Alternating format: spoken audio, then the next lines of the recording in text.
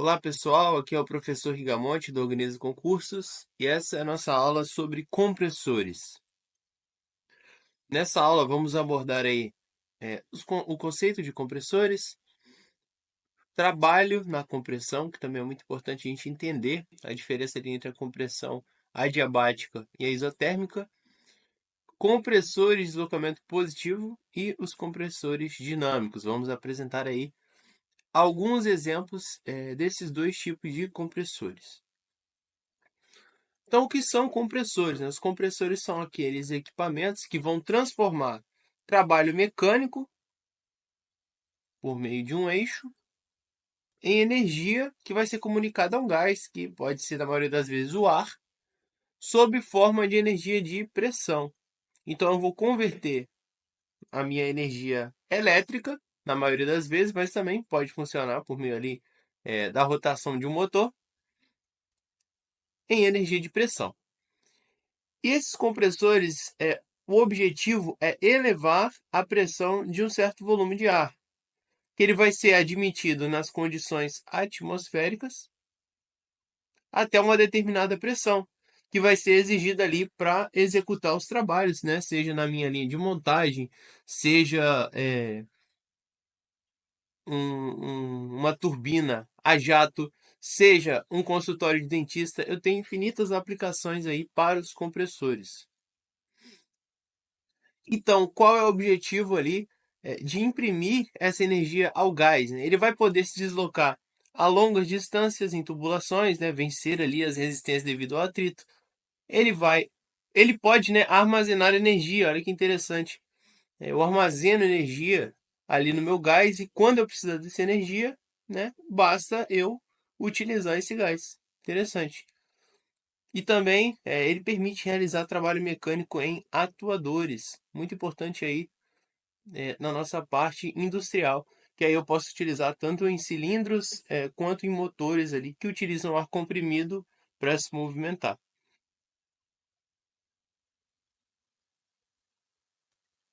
Quando a gente tem uma compressão, né, nós podemos ter ali basicamente dois tipos de compressão quando a gente analisa os compressores.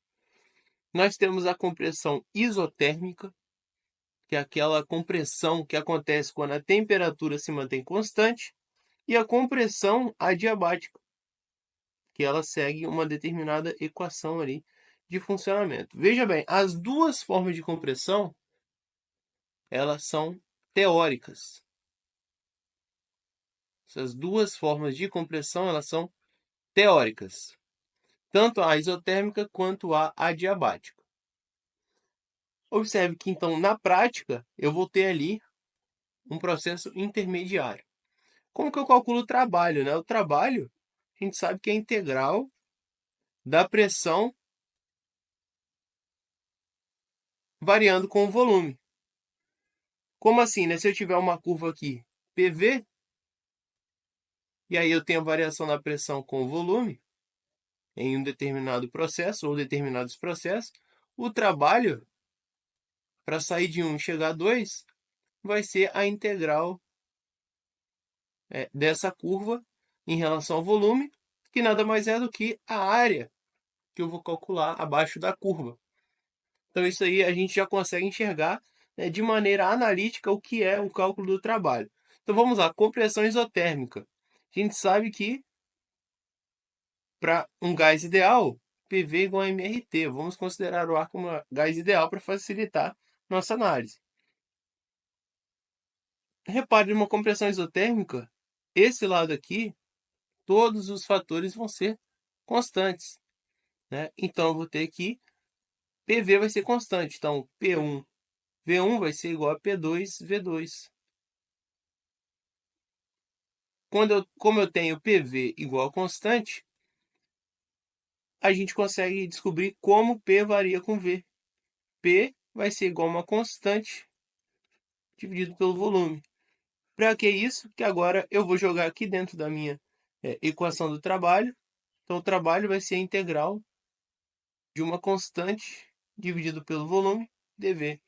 Aí eu integro isso, aplico os limites de V1 até V2 e o trabalho na minha compressão isotérmica vai ser esse aqui. Lembrando que P1V1 é igual a P2V2, então não importa aqui qual multiplicação eu estou colocando.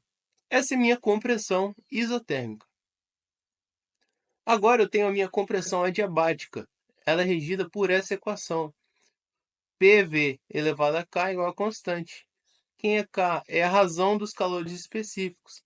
Cp sobre Cv. Calor específico é a pressão constante, é dividido pelo calor específico que é o volume constante. Para o ar, o K é aproximadamente aí 1,4, ou seja, maior do que 1, né?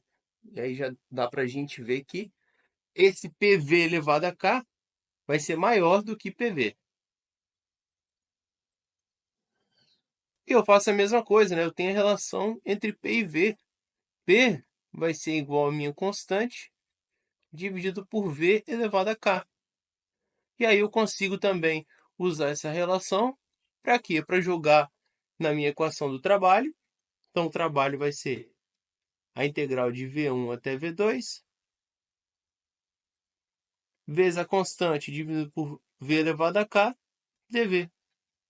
Integrando isso aqui, eu chego nessa expressão para o trabalho na compressão adiabática.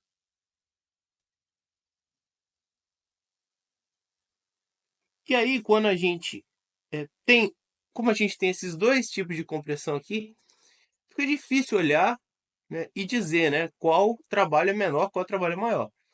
Então, voltando, a compressão isotérmica é aquela compressão que acontece quando a temperatura do gás se mantém constante. Para a temperatura, quando ocorre uma compressão de um gás, a entalpia dele aumenta, então a temperatura do gás aumenta. Então eu preciso que haja transferência de calor para o ambiente. Eu preciso que haja ali uma transferência externa de calor, além das fronteiras. Já na minha compressão adiabática, que é igual a zero, então não há transferência de calor. Como não há transferência de calor, a temperatura ela vai aumentar muito. Quando a gente traça as duas curvas de P em relação a V, tanto para uma compressão isotérmica quanto para uma compressão adiabática, a gente vai chegar nas seguintes curvas. Repare, né? Quando a gente está querendo sair de uma pressão e chegar a essa outra pressão igual, por exemplo, aqui P1 e aqui P2, claramente a minha compressão isotérmica ela vai ser menor, né? O trabalho vai ser menor do que para uma compressão adiabática. Essa região pintada aqui é a minha economia de trabalho, porque eu estou saindo do mesmo P1 e chegando ao mesmo P2. Mas repara, na compressão a gente geralmente quer também, pode ser reduzir o volume. Se esse for o caso, basta a gente, né, continuar com essa curva aqui, que a gente vai ver também que a compressão isotérmica ela é menor do que a compressão adiabática em relação ao trabalho utilizado, né? Na prática mesmo, o que acontece? Eu vou ter uma curva intermediária aqui, porque eu não consigo, né, ter uma compressão perfeitamente isotérmica. Eu vou ter ali o aumento do gás, aumento da temperatura do gás. Então, na prática, eu vou conseguir obter aqui uma curva intermediária entre esses dois tipos de compressão. Então, a compressão adiabática tem maior trabalho e a compressão isotérmica tem menor trabalho. Em relação à classificação dos compressores, eu posso classificá-los de acordo com o princípio de trabalho. Então, os compressores de deslocamento positivo, eles são aqueles que vão aumentar a pressão por meio da diminuição do volume. Então, vamos lá, né? PV igual a MRT, supondo isso aqui tudo constante. Se eu diminuo o meu volume, eu vou aumentar a minha pressão, né? Assim que funciona os compressores de deslocamento positivo. Já os compressores dinâmicos, eles se parecem mais lá com as bombas centrífugas. Eles vão converter a energia cinética em energia de pressão utilizando um difusor. Então eu vou acelerar a minha partícula e aí eu vou converter aquela minha energia cinética, ela vai ser convertida em energia de pressão. E aí temos dois tipos de compressores, né? Quando a gente olha dessa forma. E cada tipo de compressor, existem ali diversos outros compressores, né? Que vão de acordo ali com a sua aplicação, com a necessidade de vazão, com a necessidade de aumento de pressão. E aí nos compressores dinâmicos, principalmente aqui os compressores axiais e os radiais, que aqui são os centrífugos, né? E em relação aos compressores de deslocamento positivo, temos ali os rotativos, os hoods, os de palhetas, os de parafuso e os alternativos também, que são muito importantes, principalmente aí os compressores de pistão. O diafragma também entra aí. Então vamos falar sobre os compressores de deslocamento positivo. Compressor muito importante aí é o compressor alternativo de pistão, né? Ele é muito parecido ali com o funcionamento de motor de combustão interna, né? Porque eu vou ter ali a admissão, a compressão e a descarga. Então ele funciona por meio dessa válvula aqui de admissão. Então esse meu cilindro, ele vai ser movimentado para baixo. Quando ele for movimentado para baixo, ele vai admitir o ar. A diferença aqui é que eu não vou ter combustível, né, como eu tenho lá no motor. Então, simplesmente aqui a inércia da minha rotação e também pelo movimento aqui no meu eixo, né, que eu vou entrar com o meu trabalho, eu vou fazer com que essa biela manivela aqui gire e o meu pistão ele vá para cima agora. Então eu fecho essa minha válvula aqui. Como eu fecho ela, eu vou diminuir o volume. Diminuir o volume, eu vou aumentar a pressão. E aí eu abro essa válvula aqui para descarga. E quais são as vantagens desse tipo de compressor, né? Eu posso controlar a quantidade de ar a ser comprimido conforme a demanda. Eu tenho uma operação econômica e a manutenção desse tipo aí de compressor é relativamente simples. Eu posso utilizar também um tipo de compressor a pistão em que as duas faces fazem trabalho, né? É uma compressão de duplo efeito. Eu posso comprimir tanto para cá quanto para esse movimento para baixo. Eu posso ter ar aqui embaixo. Aí seria o nosso compressor de duplo efeito. Compressor rotativo de parafuso. Ele possui uma carcaça, que a gente está vendo aqui, e nessa carcaça eu vou ter dois rotores helicoidais. Repare, esses rotores eles são diferentes. E aí eu vou ter o macho e a fêmea, que eles vão girar em sentidos opostos. Qual que é a vantagem, né? Eu tenho ali um movimento sem vibração, né? Um movimento suave. Então, a base que eu vou ter que fabricar, né, para colocar esse compressor em cima, ela vai precisar ser menos robusta, que eu vou ter ali um movimento muito suave. E além disso, o ar também que eu vou fornecer, ele vai ser isento de óleo. E além disso, eu consigo também um compressor bem compacto, diminuindo assim o peso desse compressor, que para determinadas aplicações é muito importante. Temos também o compressor rotativo de palhetas, bem parecido com a bomba de palhetas, né? Um rotor que gira excentricamente, essa palavra é importante, no interior de uma carcaça. Então eu tenho aqui a minha carcaça e as minhas palhetas. À medida que o ar é admitido aqui na sucção, ele vai ser direcionado por essas palhetas para essas câmaras de compressão. E aí eu vou girando, girando, girando, pela força centrífuga de rotação. Essas palhetas elas tendem a se deslocar para fora do meu eixo. E aqui eu tenho espaço para elas se deslocarem. Então ela vem para fora e aí elas vão girando, girando, girando, até que chega aqui e o volume é reduzido. Com a redução do volume, eu tenho o aumento da pressão. E aí eles saem aqui, quando eu tiver esse espaço para descarga. As vantagens desse tipo de compressor são a alta durabilidade, fluxo sem interrupções, né, como ocorre lá com compressão alternativa. Aqui a compressão ela é contínua e possui uma baixa manutenção. Temos também o compressor de anel líquido, um tipo de compressor aí muito interessante, né? Ele é considerado como uma bomba de vácuo, porque ele possui esse rotor excêntrico, né, que possui palhetas fixas, né? Repara que esse rotor em vermelho. O que acontece? Eu tenho um fluido aqui dentro, que na maioria das vezes é água, né, que está pintado em azul. Quando esse meu rotor gira, o que, que ele faz com a água, né? Igual funciona lá numa nossa máquina de lavar roupa. A água ela é jogada para fora, né? Ela é jogada para fora aqui da nossa carcaça. Só que essa água ela não vai ocupar todo o espaço interno da carcaça, ela vai ocupar só esse espaço de um anel.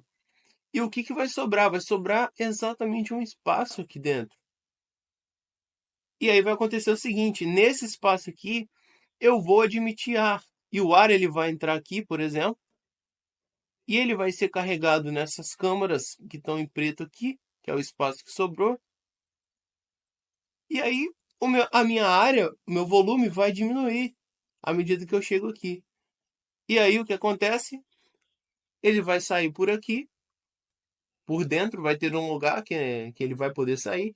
E quando ele sair, ele vai estar a uma alta pressão. Por quê? Eu fui admitindo aqui, e quando chegou aqui, eu diminuo o volume. Quando eu diminuo o volume, eu aumento a pressão. E é assim que funciona o nosso compressor de anel líquido. Bem interessante. Por que interessante? Porque o gás que eu vou obter aqui depois, comprimido, ele vai ser um gás muito limpo, porque essa água que está em contato aqui, ela vai tirar toda aquela poeira, todo aquele contaminante que está em contato com o ar. Por isso que a gente vai ter essa utilização em laboratórios, hospitais, indústrias químicas e também na obtenção de vácuo. Esse compressor é muito utilizado. E além disso, tem um funcionamento robusto, ao mesmo tempo que é confiável. Claro que é uma tecnologia mais avançada, talvez o custo desse compressor seja mais elevado e as compressões e vazões que ele vai fornecer sejam razoavelmente, e comparativamente mais baixas. Compressor rotativo Hutz. Ele vai consistir em uma carcaça que vai possuir dois rotores aqui, e cada rotor tem dois dentes, né? Repara que não há contato entre esses dentes aqui. Eles são projetados para que haja, né,